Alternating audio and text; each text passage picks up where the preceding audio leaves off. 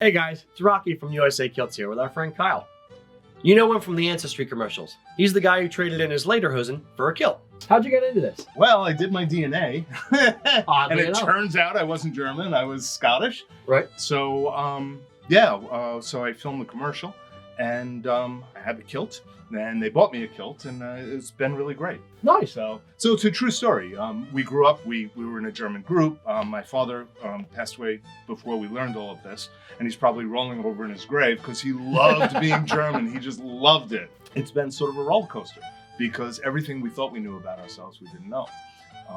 How long did it take you to dig through once you got the DNA kit and you figured, oh wait, I'm not this, how long did it take you to dig through the research and kind of crawl back up the tree? Well, it happened the other way.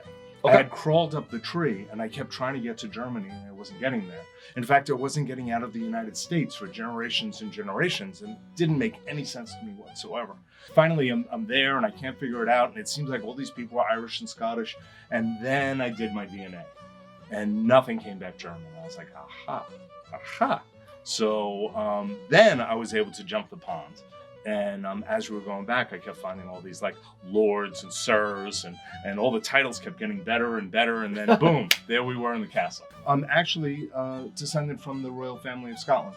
So my descendant, it turns out, is King James IV of Scotland. So when you read stories about Mary Queen of Scots, my descendant was her aunt. Okay. So when you read about her nursemaid hiding her and trying to protect her, that was actually my ancestor. When the commercial was running a lot, I would get letters from people and notes from people. And some people were like, how do you give up your German heritage? How could you do that? I didn't give anything up. Yeah. You know, it's still part of my childhood. It's still part of my life. You know, when my sister got married a couple of years ago, it was in a German catering hall, and we had, sauerbraten and Leberkäse and all that stuff that we grew up eating.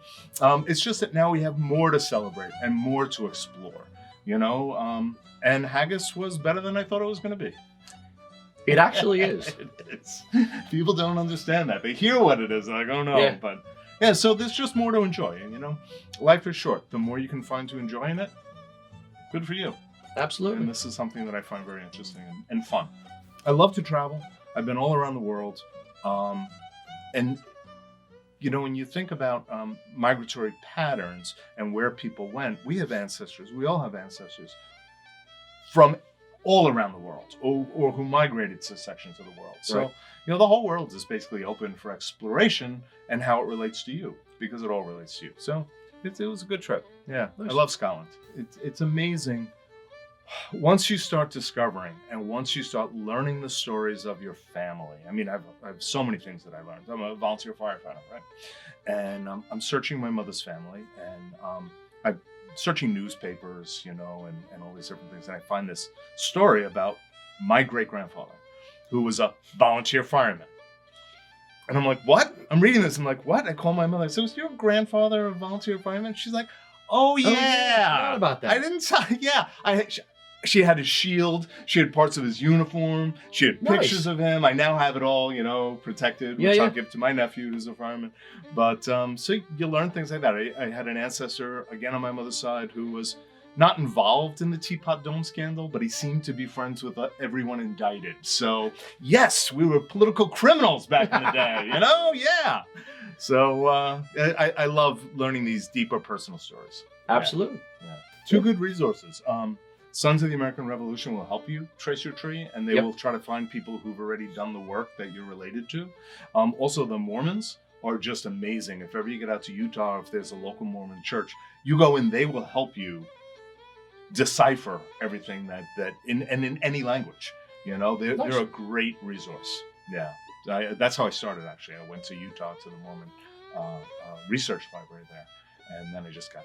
you get caught up in it. It's like the black hole of time. Oh, yes. You turn on your computer in the morning, and the next thing you know, it's late at night, and you're like, oh, I could just find this one more grandmother, Yeah, you become an investigator of sorts. You do. You're kind of digging through the leaves. You do. And then when you combine that with other sources, like church records, I mean, you really learn a lot. And you realize... One thing about DNA kits is a lot of people find relatives that they didn't know they had. And sometimes their parents they didn't know they had, or a sibling they didn't know that they had. And I think it's really amazing because when you go back in time and you start doing this research, you realize this isn't a new story.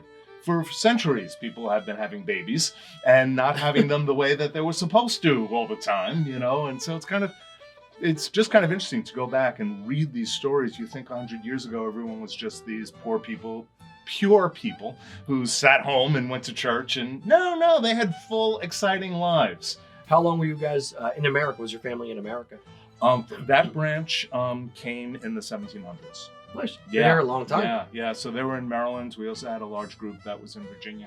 So any in the Civil War or I could go Revolutionary back. War? I have 5 members of my family from the Revolutionary War. I could get back to both sides of the Civil War. I just found out this week that I had an ancestor who was a pioneer who crossed the United States in the covered wagons.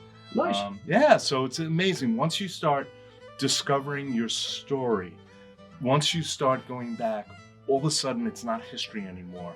It's part of your story, and it really brings history alive. Yeah. You know what I mean? It brings it back to time and place and people that are inside you. We want to thank Kyle for stopping by. Remember, if you're looking for help with your personal heritage research, we have a whole community of kilt wearers you can talk to.